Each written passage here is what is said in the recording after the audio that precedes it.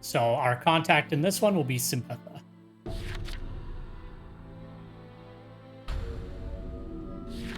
We're partners for this ordeal, it seems. Her name was Sympatha. Suddenly, I had a partner again, and we were tasked with chasing monsters. The problem was, it reminded me of the ordeal. The sorcerer's ordeal, which ended in my sacrificing Sortiara. And once again, the whims of fate have partnered me with a woman. But this ordeal was different, in one key respect. Let me guess, I don't have to murder her at the end? This time we don't kill, we save. This ordeal forces us to break the sorcerer's code. We were blocked by a herd of monsters. Sympatha spoke. Our dedication to mercy is already being tested.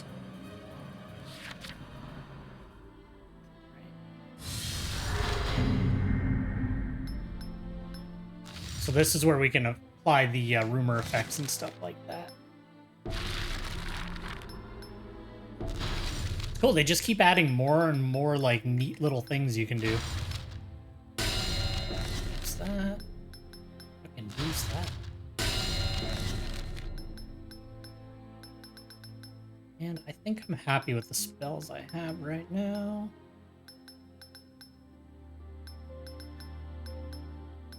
Yeah, we'll leave it at that. What do we get? Red Chest of Fate. Duplicate your or allies' offering. May randomly restore offerings too. That's new. At least I think it is. That's cool. Anyway.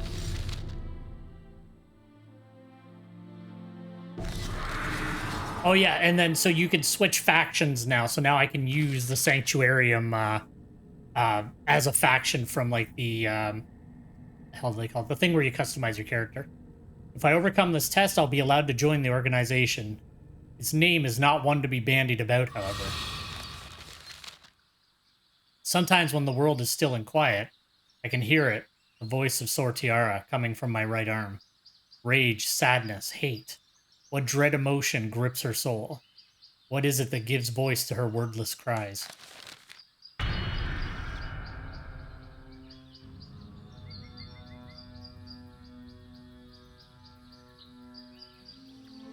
This place is cool looking.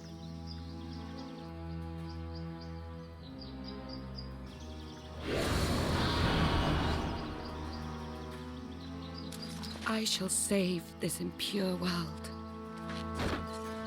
So they're like the full-out opposite of Avalon.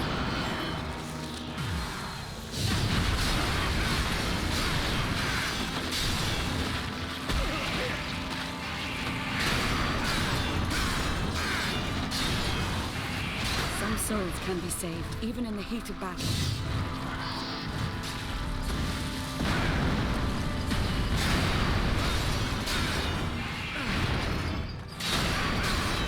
Some souls can be saved, even in the heat of battle. I will save you. Oh, that's cool. Alright, so, Sanctuarium. Salvation renews offering strength. Sanctuarium sorcerers gain the following effects. Sacrifice, enhance magic. Salvation, renew offering.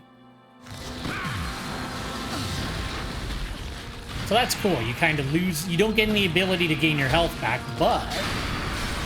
you do gain some extra stuff. So you can actually save things to do that. So they're a good group to use if you want to farm up the left side of your, you know, your defense instead of your attack power.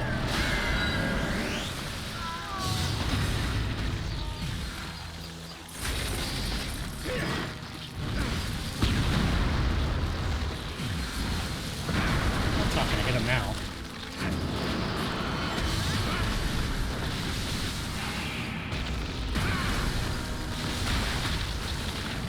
I'm not sure on this spell. Like, I kind of like it. Be saved, even Not in the sure. heat of battle.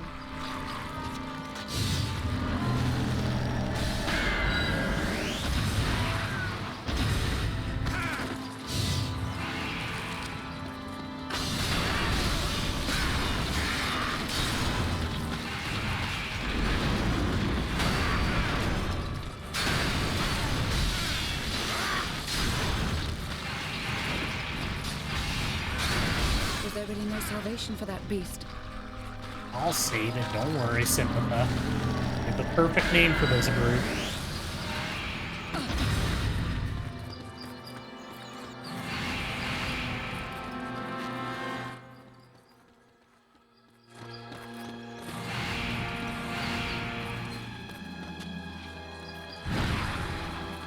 Kind of like this arena.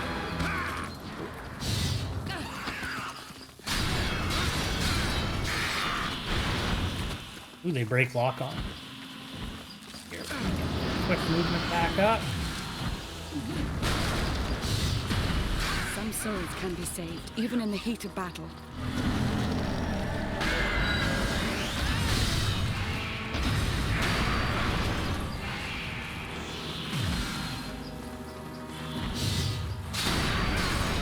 Some souls can What be are saved, these? even in the heat of battle. What's a bee? I'd like to read the lore on that. Why did the bee become corrupt and evil?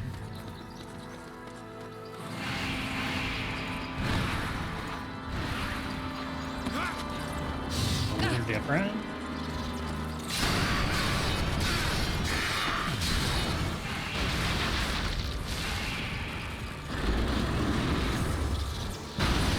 Monsters, too, deserve compassion. Do they, though? Sacrifice! Rebelling.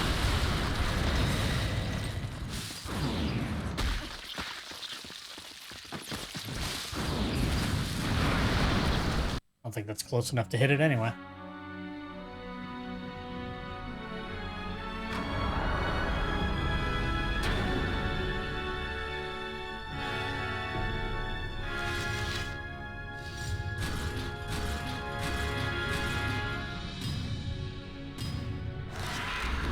I get for fucking around.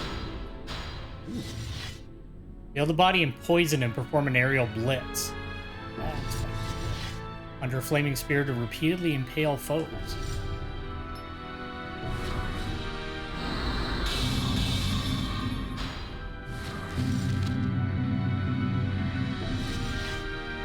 Sam.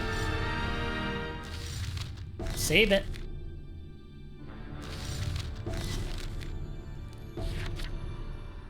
Sympatha must really want to earn high marks on this.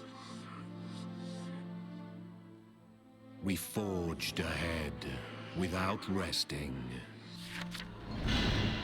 The enigmatic group's mission was to save any and all monsters. Their code was never kill friends, never kill monsters. That's nice. They rejected sacrifice and served to save all forms of life. Sanctuarium attracts some of the most idiosyncratic sorcerers among us, and is rumored to be rapidly expanding its ranks. A long line of sorcerers wait for their chance to take the ordeal offered by Sanctuarium. Sympatha and I were two such people. Her name's really on the nose. Alright. While we were resting, Sympatha pulled out a book. This is by Lenixian. Have you read it? Nope. Lenixian was the leader of Sanctuarium. Sympatha decided to join Sanctuarium after reading Lenixian's manifesto. Oh yeah, like I said too, like the game has weird pauses between each line of text. I'll try to speed it up, but sometimes it glitches out the page, so we may have to start the page over if that happens. But I'll do my best. Sympatha had a close friend, a man that she fully trusted. She'd been wounded in battle. Facing the beast, her friend panicked and tried to sacrifice her. What an asshole. Sympatha barely escaped with her life, and has since questioned the way of the sorcerer. I feel like I would too if somebody tried to, like, sacrifice me to become more powerful. What about you? Why join Sanctuarium? Without answering, I rose to my feet, ready for battle. We were surrounded by monsters. All was quiet again. Oh, shit. Okay. My bad. Okay, so let me just double check my spells. I can't quite remember.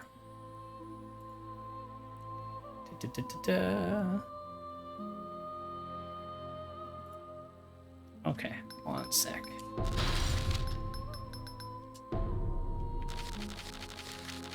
I really focused on the spears because I really like the spear magic.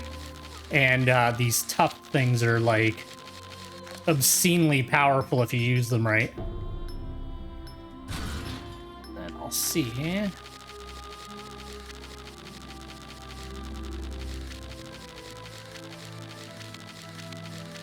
I almost wish these were the categories were alphabetized. I keep skipping past it. What are they called? Eggs. There we go. Explosive.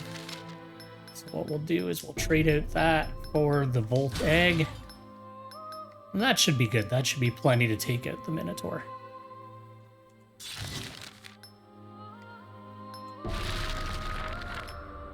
And some things I learned. So the way the rewards work is depending on how well you do your sorcerer rating, you'll always get the first reward, and then you'll get the second if you do decently well. You get the third reward if you do really, really well. Like, I think you have to get legendary sorcerer to get the third one. And then the faction rewards, you always get 2 of them, and they're kind of randomized by the quest level. So if you do this quest, you can't because it's specific, but say you do a specific quest as like Avalon or Sanctuarium, they have rewards that are just randomized for that specific one. And then the spells that you get from the actual Archfiend are based around the curse points. So if you break all the curse points, you'll get the rare one, or you'll get 3 of them. And if you only break 1 curse point, then you'll generally get 2 things. So we're going to read up the lore, and then we'll get right back to it. Just wanted to explain that. That was one thing that I was a little bit confused by, but I kind of got it on lockdown now. There was once a land that was ruled by a young duke. He was known for his beautiful green eyes and insatiable carnal appetite. A palace maid had become the latest in a long string of liaisons. The maid became pregnant, but didn't dare inform the duke. After all, the Duchess was a deeply jealous woman, and the maid felt sure this revelation could only lead to a terrible fate. When her daughter was born, she had the same beautiful green eyes as her father, a feature passed down through the Duke's family for generations. The child's first 5 years passed uneventfully, but then something terrible happened. The Duke and Duchess learned of her existence. Now, though her mother was lowly, the girl had noble blood. Her existence could never be publicly acknowledged, but disposing of her was out of the question. Thus, the girl with her father's eyes was snatched from her low-born mother and held captive in a hidden castle. The castle had long been abandoned, and its interior resembled a maze. The girl was kept under observation at all times by men who called themselves her guards. To hide the eyes that would have revealed her lineage, the girl was forced to wear an iron mask. 2 horns protruded from the top, giving its wearer a distinctly sinister appearance. The girl dreamed of being reunited with her mother. Even as she did so, the hatred she felt towards the Duke and Duchess intensified. Just as this hatred swelled to a crescendo, the girl heard a distant voice. "Do you wish to leave this place?" She nodded. The disembodied voice went on. "Shall I give you the power to escape then?" The girl used the mysterious power given to her to escape the castle. She took off her iron mask, exposing her beautiful green eyes to the sun, bathing her face in its warmth. Though the sheer joy of this moment threatened to overwhelm the girl, no tears were shed.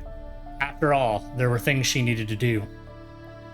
Setting out in search of her mother, the girl eventually managed to discover her whereabouts, a lonely convent.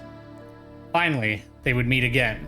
Unfortunately, it was not to be a happy reunion, and would cause more resentment than ever. Her mother had changed. She was extremely thin, with sunken cheeks and hair that fell out in clumps. Not appearing to see the girl, she simply intoned her daughter's name. Her face contorted in a vacant, half-crazed smile. She had lost her mind. The girl took her mother's frail body in her arms and fought back the tears. Now was no time for crying. It was time for revenge. The girl took the iron mask she'd been forced to wear for so long and placed it over her face once more. It would serve to remind her of the reason she sought revenge. Mask in place, the girl commenced her investigations. It transpired that the Duchess, not satisfied with taking her daughter away from her, had also subjected the girl's mother to terrible abuse. All the while her father, the Duke, feigned ignorance, because he's a fucking piece of shit. The years of suffering had cost her mother her sanity. The girl stayed with her mother at the convent, attending her every need. She felt sure she would eventually get a response. This was not to be, however. Her mother didn't even know she was there. After a while, the girl gave up. Whatever she is no longer human. Just then, the same voice heard in the castle came once more, from a strange chalice that emitted a curious white light. Do you want to make them pay for what they did to your mother? The girl nodded. Then you shall have to give me something, the most valuable thing you have, the voice said. The girl did not have any possessions. Indeed, there's only one thing she valued in the whole world. Her mother. She wasted no time in accepting the chalice's proposal. She would need its power if she wanted her revenge. Her face swelled and distorted, fusing with the iron mask that covered it. Within seconds, the once beautiful girl was grotesque. Her mother, sacrificed to gain her new power, became a giant axe with a warped blade. She didn't even notice as her humanity seeped away forever. She just smiled, intoning her daughter's name over and over and over. The girl set off for the Duke's palace, giant matriarchal axe in her hands. After an arduous journey, she arrived at her destination. It goes without saying that the revenge exacted upon the Duke and Duchess was brutal. The girl's hatred, however, did not ease. Indeed, she felt more defeated than ever. As she gazed down upon the giant axe that was stained red with blood, the girl had a dawning realization. All she had ever wanted was an ordinary family, to know what it felt to have a mother and father who loved her. A simple wish, but one that would never be realized. The sound of her mother's crazed laughter emanating from the axe was painful proof of that. That's fucked up. Hatred, anger, envy, the monster that the girl became, roams the land to this day, consumed by these emotions with no one left to direct them towards. Attacking happy families now, her sole comfort. Still, she will never be satisfied. Her despondency is a maze with no exit. Such is the life she now leads. Her desire for revenge never sated. She weeps in harmony with her mother's crazed laughter. Shit. All right. So, I love the fact that they, like, I always like reading, like, extra lore in that, so I think it's cool that they kind of do that kind of stuff for each monster. Sympatha looked so sincere when she spoke about Lenexian. She was just like a child.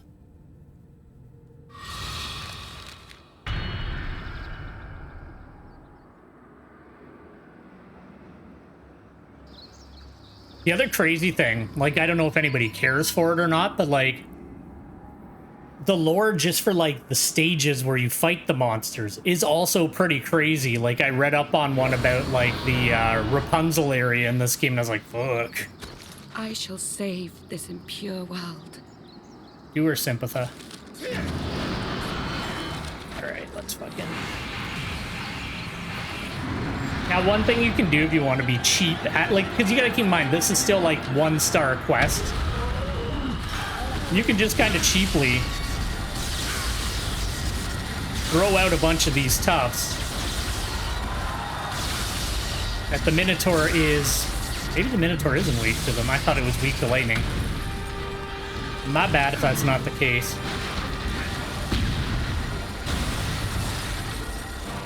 Okay, it is weak to it.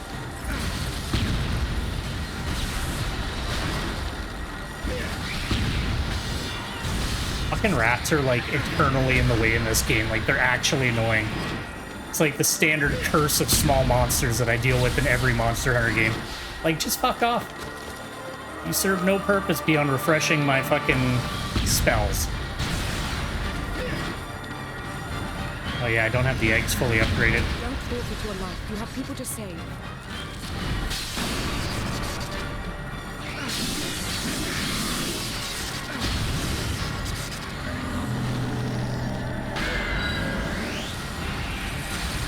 The thing with this monster, until you do something about that axe, she will just keep healing.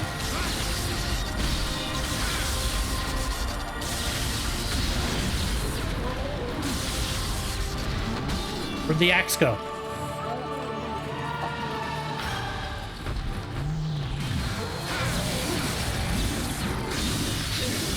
There we go.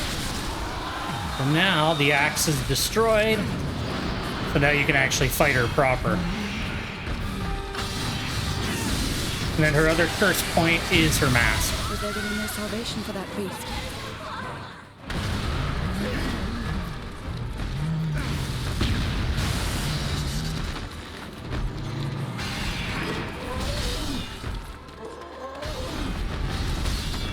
Don't forfeit your life. You have people to save.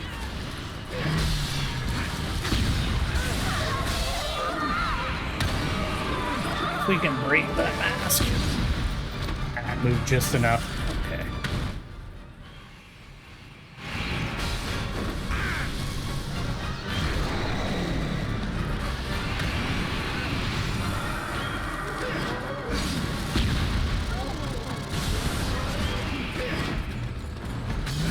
Stop spinning around, you idiot. I'm trying to break your mask.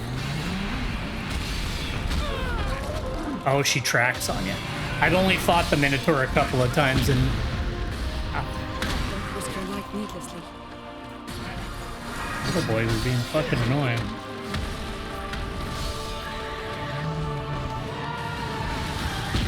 Don't forfeit your life. You have people to save. I broke the fucking spell too. Alright, I'm just gonna focus up on killing it. I don't really need what it dropped.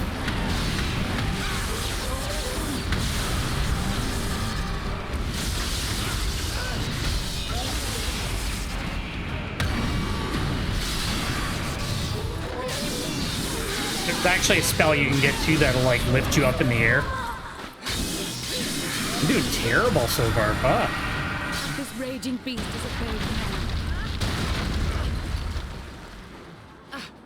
Still not sure why that grows. Come! We must pacify this beast! Alright, she's almost done.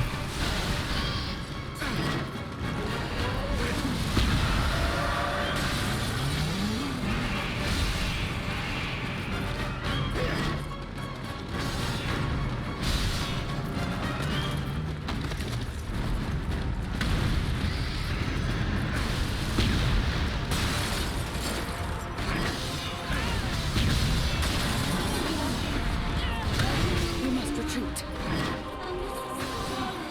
That's gonna fucking go crazy.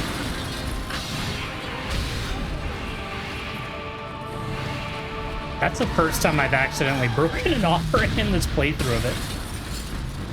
Except I keep hitting her lower half by accident.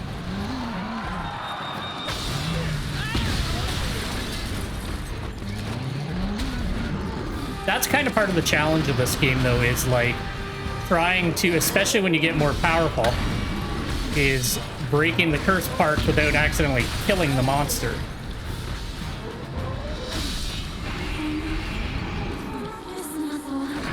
This might break that spell, but I'm struggling. there we go. Help me.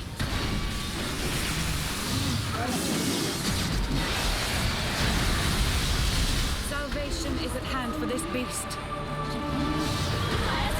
Some souls can be saved, even in the heat of battle.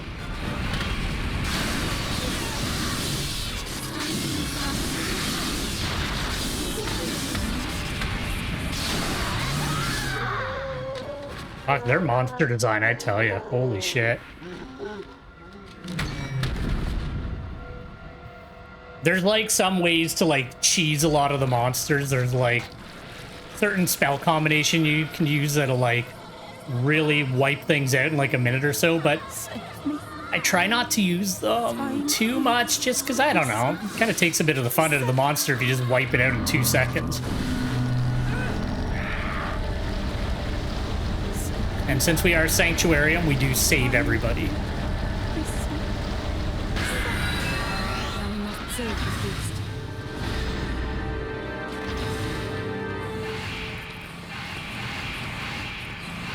But that one's an interesting monster because you pretty much can't kill it unless you knock the axe out of its hands and then like actually break the axe. Which, if you read the lore of the monster, is sad because you're literally destroying her mother. So, you know, it is what it is. I don't know what kind of rating I'll get, though. I took a lot of stupid hits on that one. Yeah, still legendary. That's mainly because we broke all the curse parts and stuff like that.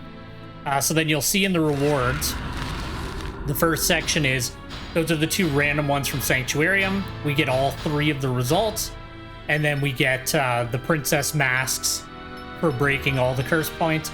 And then this one is the one that, I believe you get that one for breaking all of them. Which that is actually a cool spell.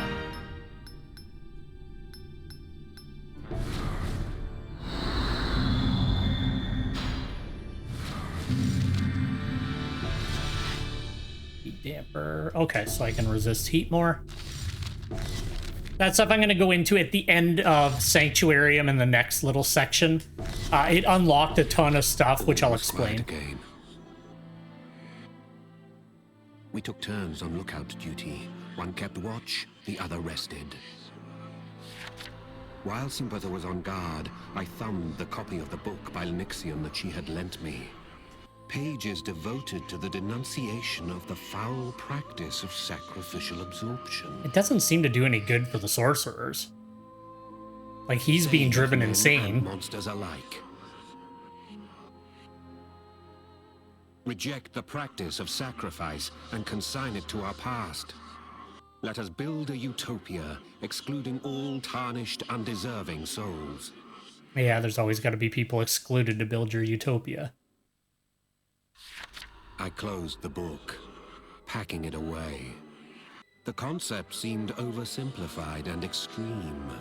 Idealism has its place, but something felt strange. Sanctuarium was created by Linixian. Linixian openly broke the sorcerer's code. He is viewed as a monster by sorcerers. Edicts have circulated that order his assassination. As one does. Despite his widespread infamy, he has proven elusive. And even his physical appearance is unknown. Until now. I caught rumor of an ordeal being held by Sanctuarium. If I can get inside, arranging to meet Linixian would be easy. My goal is to assassinate Linixian. Damn. Sympatha stirred, bringing me back to the real world. Before long, we faced monsters again. After she was betrayed by her only friend, she lost the ability to trust. Sympatha will tell you, humans are tarnished. Okay. And I'll kind of show... Oh, shit. I forgot I broke that. Also, like, to fix them, it's not bad. It just costs you a bit of the lacrima that you get from Libram. So it's not terrible. It's just, you know, it's better not to, because you can use that resource for other things. And then I'll use a spell. I'll use one of the cheese spell, because these are just minor enemies, but I'll kind of show you, for example, what it does. There's so many different types of spells. Where is it? I missed it again. There we go. So this one, what it does essentially is it will heal you, but it also like increases your attack power. But there's kind of a combination ability you can use with it to make it a bit more powerful.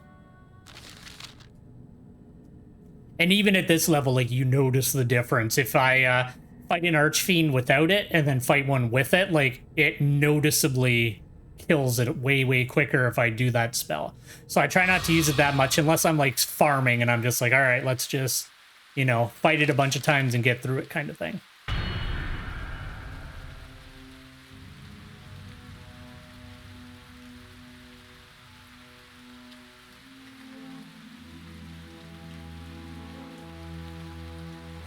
I believe this is the outside of where we fought the Harpy. I shall save this impure world. So what you can do, you plant the tree again, you can grab the fruit, strengthen the tree, pick the fruit again, and then eat it, and then it'll really, really power you up. There's really no salvation for that beast.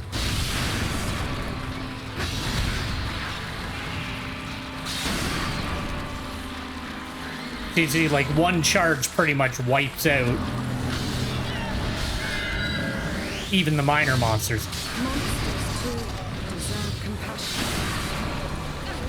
One thing that's cool too is if you actually let them eat the ones that are sitting down there, like see how fast that quest goes by? If you use the full power of that tree and power it up and then eat the fruit, like, it's ridiculous. Like, even though this is just a minor monster quest, it usually would take more than one strike to kill each one. This I should... Nah, it's too late. So that's why I don't like using that spell too much, because it really overpowers you. At least in the early game. Like, you gotta keep in mind, everything so far is still part of a fairly lengthy tutorial. So a lot of it is still... So your second-rate sorcerer, doesn't matter about time. In small monster quests, you generally get the most points if you counter the monsters, so let them go to attack you and then hit them before they hit you, kind of thing. So that's how you're going to get legendary sorcerer in those quests. So that's why we only get one reward instead of all three of them.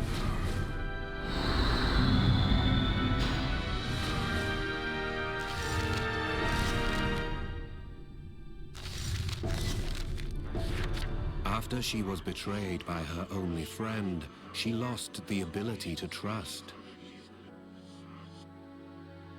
Sympather will tell you, humans are tarnished. I think I would feel the same if my best friend tried to kill me. Under the aegis of Lenixium, Sanctuarium will cleanse the world of human impurities. Sympather tells me that she has chosen to dedicate her very life to this higher calling. You must feel the same, I think. Sympather assumed that we were kindred spirits. We're not. We were different as night and day. I had sacrificed Sortiara as a stepping stone. You don't mean that, man. Things have never been the same. If Sortiara had lived on, would she be like Sympather? We now finally faced our target. If we could save this creature, then we would pass the ordeal. The air was thick with a sinister haze. Sympather looked about, but did not think to look behind. The beast lurched from the shadows and struck Sympather into the air. The great beast turned on me next. Near death, Sympather's eyes met mine. I don't want you to die. It was permission to absorb her in sacrifice. Take my life, so that you may keep yours. I replied without thought. I cannot. Sympather reminded me of Sortiara. True. That had been an experience that I could not repeat. I struggled. It is kind of douchey of Avalon that they, like, you know, make friends with this person and then fucking kill them. It's not great. And I know there is a lot of exposition in the storyline. I'm going to show after the Sanctuarium, before we start the third part of it, kind of what is outside of that, because there is, like, a lot of just, like, go fight the monster. Like, you don't have to, like, go through a bunch of exposition, but I think the story of this game is really cool, so...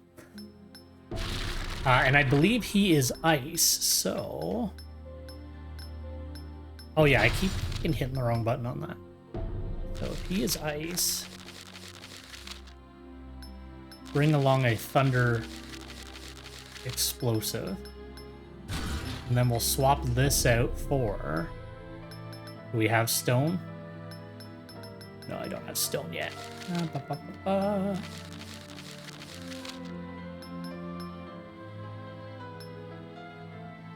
We do have a stone version of this. And I'll boost it. Generally speaking, to get something to 3-star, you need 8 of the base spell. Because you need to make, you know, 2 of the base spell to make a 1-star, 2 of the 1-star to make a 2-star, and then 2 of the 2-star to make it a 3-star. So you generally need, well, you do need 8. And then one other interesting thing we'll go over. I figured out what this was all about now. So him, he's just got some quests. You can buy new outfits from him. Her, as you play the game, you can do palm reading, which will give you the rumor note. I've got Rumor notes I've got are basically... I'm going to hold down the quick gain real quick. That was the last one. I've got you. Oh, never mind. So you get a whole bunch of them anyway. Rumor notes are basically your food buffs in Monster Hunter. That's generally how those work, is you apply them to the quest, and you can only apply a certain amount of them based on how strong the rumor is. This guy, you can trade basically offerings. You can trade offerings for a random one. Based on how good the offering is, you'll get a better rumor. So that's what he does. This guy, his functionality is essentially dead because it was all tied to like the Vita's like Street Pass functionality in that. So since the servers are gone, he essentially doesn't really do anything anymore. And then there was also the faction balance of power, where you can register your points, and then you'll get different titles and stuff like that based on that. And then there was an online component to the actual faction power balance thing. So that's what that was all about there. All right, let's read the lore on the Pegasus, and then we will go fight him. I'm actually really bad at fighting the Pegasus. I'm not sure why, but I'm set up with his elemental weakness this time, so I should do better than I did last time. Last time I fought him, I just went non-elemental. There was once a farm that harbored a terrible secret. Countless sets of waxen wings could be seen strewn all over. The master of the farm was said to possess mysterious powers. These wings, the result of sinister experiments. Apparently none but he could manipulate the waxen wings, but then one day, he simply vanished. The result of this was that the farm lay abandoned. Some ventured there, hoping to steal the wings, but no sooner did they touch them than the wax seared the flesh from their bones. One day, a bedraggled and desperate man made his way to the farm. Despite his appearance, he had once been a mighty king's most trusted courtier. But at the same time, he had burned with his very own fierce ambition. He plotted and schemed, dreaming of deposing the king and taking his place. When the king's son and heir died in a tragic accident, I bet, the ruler was inconsolable. His master distracted the courtier, seized his chance, and set his plans in motion. One of his schemes involved the abandoned farm. Since all who dwelt nearby were terrified of this sinister farm, the courtier thought that by dealing with it once and for all, he could win the people's hearts. This one tragic mistake was to bring about all the misfortune that followed. The kingdom's troops rallied to the courtier's cry, but none who marched on the farm returned alive. The dark power of that enchanted wax had doubtless proved too much. Yet terrified of appearing weak, the courtier persisted in his plan. The tally of victims grew grimmer, and the courtier was held responsible for the tragedy. Coming under close scrutiny, his treacherous schemes unraveled. He knew this would mean death, and so fled before he could be captured. The courtier traveled to the corners of the land, desperate to evade his pursuers. Finally, with the irony not lost on him, he was left with one last place. Return. The abandoned farm. He knew better than anyone the danger posed by that enchanted wax, and the wings formed from it. But as soon as he laid eyes on the wings, his fear was all forgotten. He desired only to make them his own. With the power of flight, he would no longer have to fear those who hunted him. Yet he knew he was apt to lose his life the instant he touched them. As he pondered the path he should take, his pursuers drew closer. Knowing he was trapped, he steeled himself to take the wings. The king's forces combed the farm, certain their quarry was close. Then, just as Courtier reached his hand towards the pale wings, he let out a small cry. A sharp pain shot from the nape of his neck. It looked like he'd been bitten by an insect. Though the pain had been slight, his howl was enough to alert his pursuers to his presence. As he reached again for the wings, he felt a heavy blow strike him between the shoulder blades. As his consciousness grew dim, the courtier saw a strange glow. A chalice floated in midair, emitting a white light. It spoke to him. Irresistibly drawn to that voice, he obeyed its every word. The wings melted the wax, running over the body of the courtier as he lay prone. His wish had been granted and he took flight. His pursuers gazed up agog. It was only then that he became aware of his transfiguration. He gazed down at his form and saw that it was no longer that of a human. A thick, pale substance oozed over his flesh, and he had sprouted enormous wings. When he finally saw his own face, he wondered if its insectoid shape had come from the fly that had bitten him before. Whatever he now was, it was neither man nor beast. With this pale fluid dripping from him, it looked as though he were fashioned from wax. No longer a creature of flesh and blood, but reborn as lurid tallow. This was the price the courtier had paid. The king tried again and again to vanquish the foul creature, but to no avail. Some traces of the courtier still remained post-transformation. The desire to depose the king and take his place burned still now within the creature's breast. Believing itself the ruler of all it surveys, this monstrosity looks down on the world with haughty contempt. To this day it soars through the kingdom's skies, ever haunting. Alright. So, let's take this boy out. See if I do better this time. When I played it solo, I did really bad at him. I carried Sympatha to a sheltered spot. She is not some stranger to be murdered without remorse. Though our time together on this journey was short, I will not throw it away. He really got fucked up by killing Sortiara.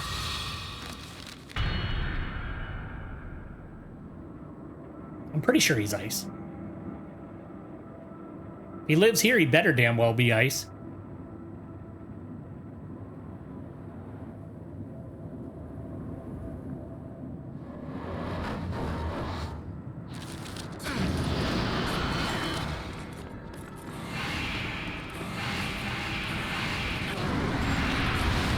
I usually open up by just throwing out a bunch of these cups because they do pretty decent damage.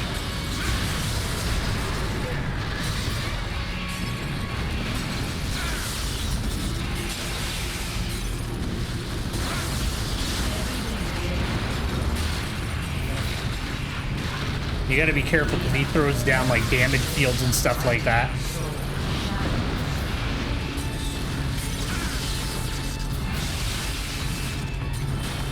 And if I can actually set it off, there we go. So Shocking Hell has happened. So this is like an elemental weakness effect.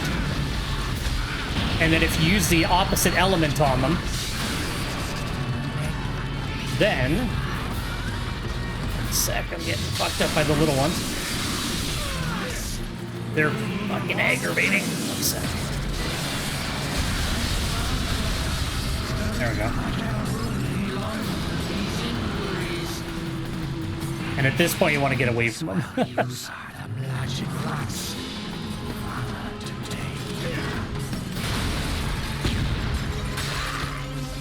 Wow, even from here, eh? Holy shit. And then he will appear somewhere else.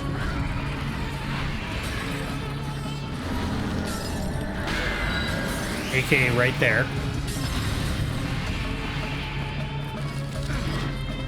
If I can hit him from a distance.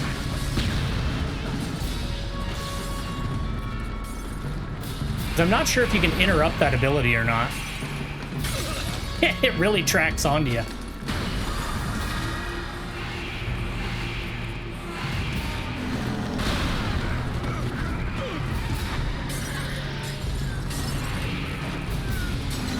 know what? Some of the minor monsters in this game are almost as annoying as second-gen fucking Monster Hunter.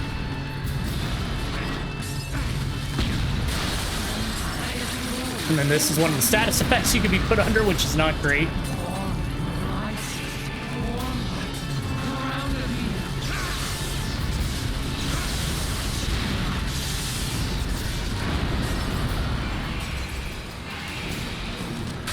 Fuck, he always like manages to clip me just on the edge. So his tail is one of his weak points.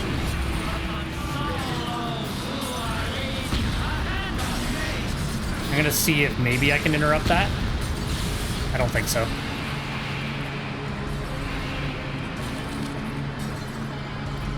See if I can at least not get fucking hit by it. There we go.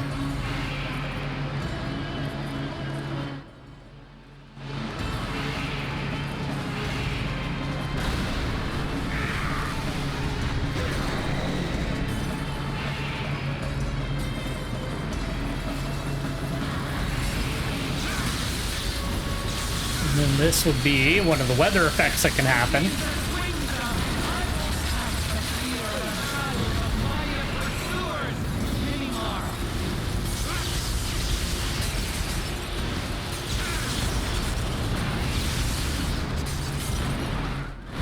Alright, he's almost done. It's a lot easier if you have like a secondary to hit his tail in that. Because he spins around like a damn top.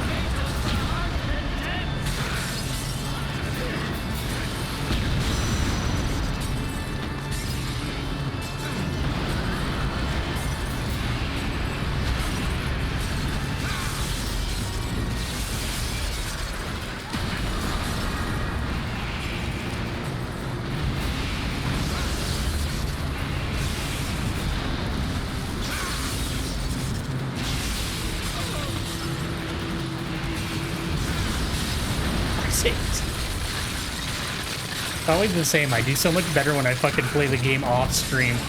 Oh well. Kind of thing when you're talking as you play it.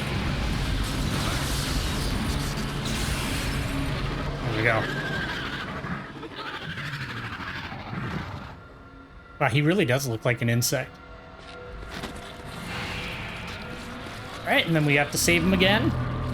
Because that is what we are all about in Sanctuarium.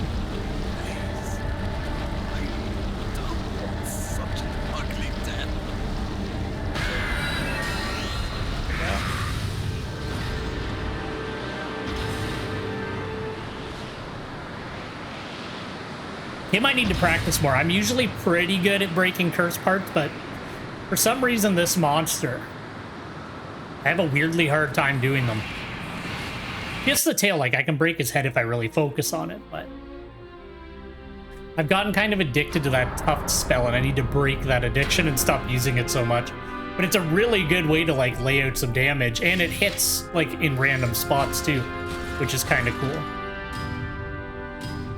Second rate.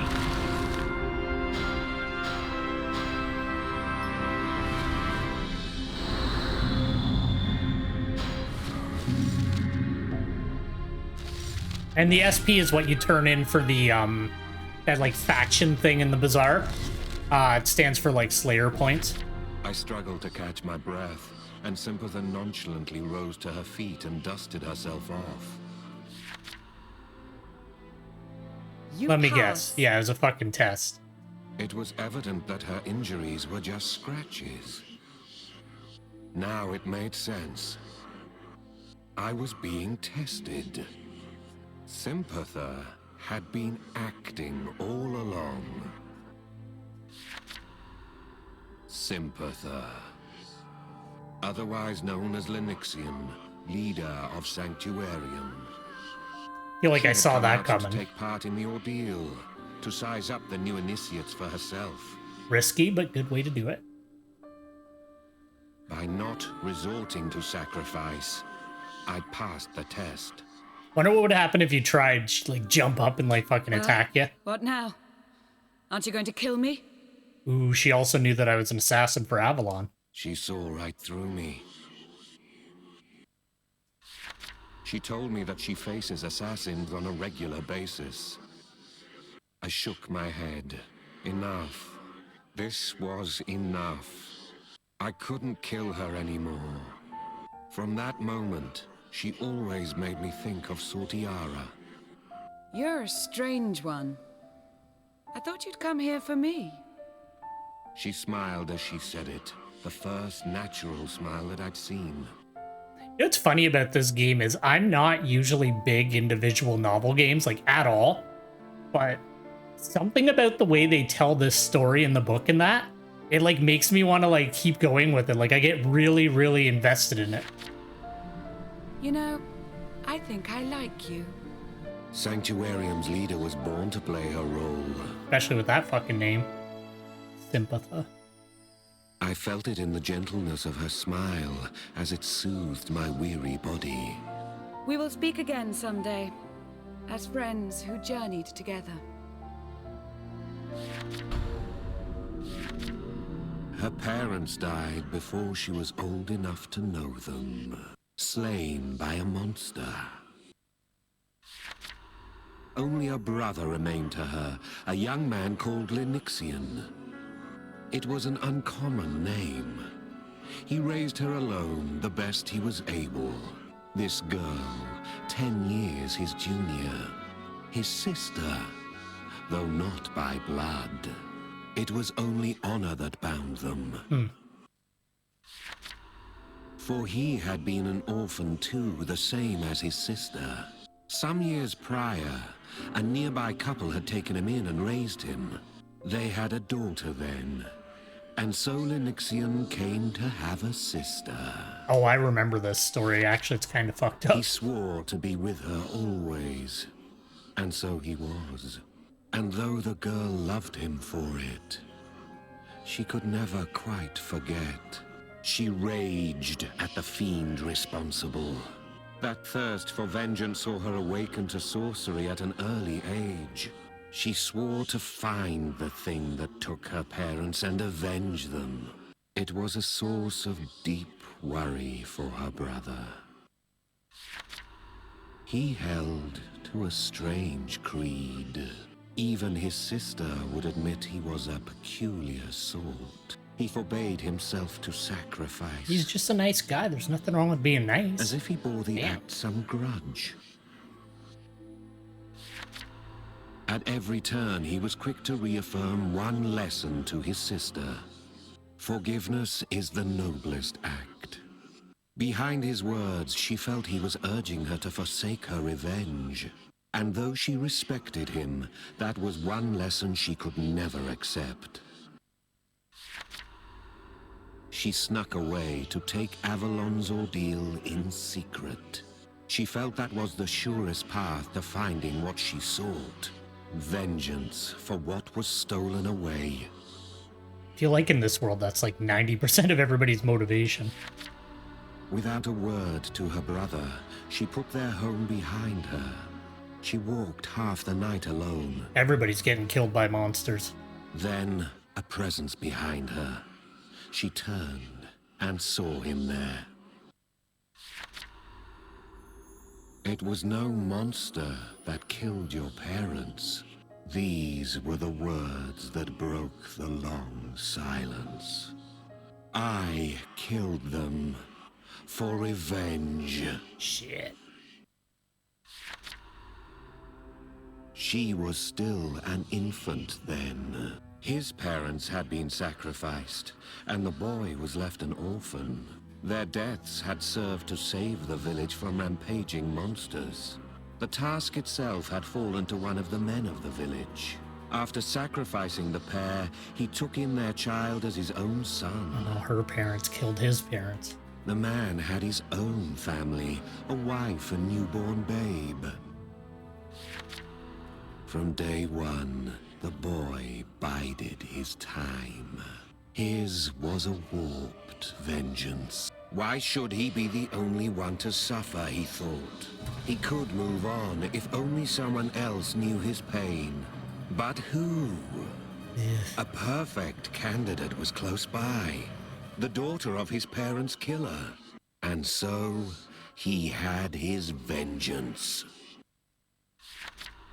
He sacrificed the ones who took him in, and orphaned their girl, all to look upon someone the same as he, and find some peace. With understanding came outrage. The fiend she sought had lurked under her roof this whole time. He'd stood by her, smiling, because he could not hurt alone. And so he shared his woe with her. This guy's delivery is really fucking good. Her anger exploded in a feral scream, and she charged at him. He made no move to defend himself. He willingly took her retribution. It was then he spoke. "Stop there! It's for the best!" How dare he? She thought back now, on all those times he'd preached forgiveness. Yeah, it doesn't look good, bud. He'd feared this, she thought, that the girl would learn the truth and seek her rightful vengeance.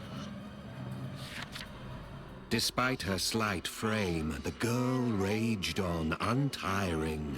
Bloodlust now clouded her eyes, to the point she could not see the fiend that crept behind her. It caught her unawares, and with a single blow it sent her flying. Her brother dragged his broken body to her side, and then he placed his hands upon her. He meant to sacrifice her like he had her parents. She shoved the bloodied boy away. He stumbled ever closer to the fiend. The monster's attention diverted from her, and she ran. A faint voice called after her. She turned to see it pick him up, then saw its fangs crush his head. Jesus. She ran, desperate for her life. But all the while, her brother's final words rang in her head. Soon, she found herself at the door to the home they shared. It was then, as she searched for something to staunch the bleeding, that she found it. A stack of journals in a drawer. Written in her brother's hand. She could scarcely bear to look at them. Absent parents sorely missed. Loss, rage at the one who took them. Yeah, but did they voluntarily go? I guess it doesn't matter to him. All of it. She felt the same as he had all those years ago. And now she felt the same as him once his vengeance was done. His writing wavered. One page after the next, he confessed his guilt, his agony. By sacrificing her parents, the boy had come to understand. He'd had no choice but to. Once their souls lay inside him, the depths of guilt that weighed upon the pair he slew. They had even resolved to end their lives as penance. But each time they desisted, unable to leave their boy alone. And that's the really fucked up thing, is like when you sacrifice somebody, their memories are in your arms. So like he all of a sudden realized everything that actually happened. His right arm surged with regret. Seeing a fellow orphan share in his pain brought him no solace. His shame and regret made him wish he could disappear from this world. But sure enough, it was the girl's presence that stopped him. His journals repeated one phrase. Why did I not realize sooner? Until someone elects forgiveness, the cycle of hate is never broken. That's true. Indeed, as she read his words, the girl felt his same guilt. He'd always preached forgiveness. Not the sort that applied only to him, not a convenient absolution for his crimes. It was a lesson born of regret, the choice he'd failed to make. As she battered him, he'd taken it, then spoken these words. Stop now, it's for the best. He had long wished for death. That was no plea for mercy. No good can come of vengeance. It was a plea that the sister he loved be free from this pain he lived with. But when the fiend had laid her low, he tried to sacrifice her. No, he didn't. Or had she somehow misunderstood? Had he really tried to heal her? Moments before those jaws took him, she thought she heard his voice. "Just run," he'd said. She'd seen it as she looked back. Her brother wore a smile. Now, having read his journals, she understood the reason. He would finally be free of guilt. Now at the journal's end, the girl sat holding her knees and wept. Just as he'd written, beyond revenge, only emptiness awaited. Why had she not forgiven him? Her brother's words perfectly framed the girl's emotion. She began to claw at her breast, as if to scrape away her guilt. A spiral of hatred. Sorry, I don't want to talk over the story too much. Black chain bound tight around her body. I'll have to do an episode where I just focus on archfiends or something. As her parents and her brother had before her, she thought to end it. But each time she saw his face and could not follow through. If she died here, what meaning did his suffering have? For what had he persevered and raised her? Every act of hers that followed was a part of her penance. The scars she'd inflicted upon herself never fully healed. But as soon as she was mobile, she took his journals and set forth. Her inability to forgive him had been a grievous mistake. As if to shout that to the heavens, she began saving others. To do what she had not that night. If she could just go back, she would forgive him. Surprised the chalice didn't show up and, like, pull some dickhead move. Each fiend she crossed, she saved. Not because she wished to, but in doing so, she found some forgiveness herself, some atonement. She felt her actions could undo her past wrongs. In time, she found companions, kindred spirits, who gathered around her cause. The value of forgiveness was something her brother had found at the bottom of self-hatred. His creed resonated now in the hearts of these new allies. She took up her brother's name, for the credit for this philosophy of forgiveness went to him, she felt. In turn, she cast her own name, Sympather, away. She appended her brother's journals, making a new book, A Bloodless World, she called it, and it became their scripture. Those who wallow in anger are not saved by revenge, only forgiveness. Word spread not long after. A new group had arisen, and the name Sanctuarium ran far and wide. And that's it.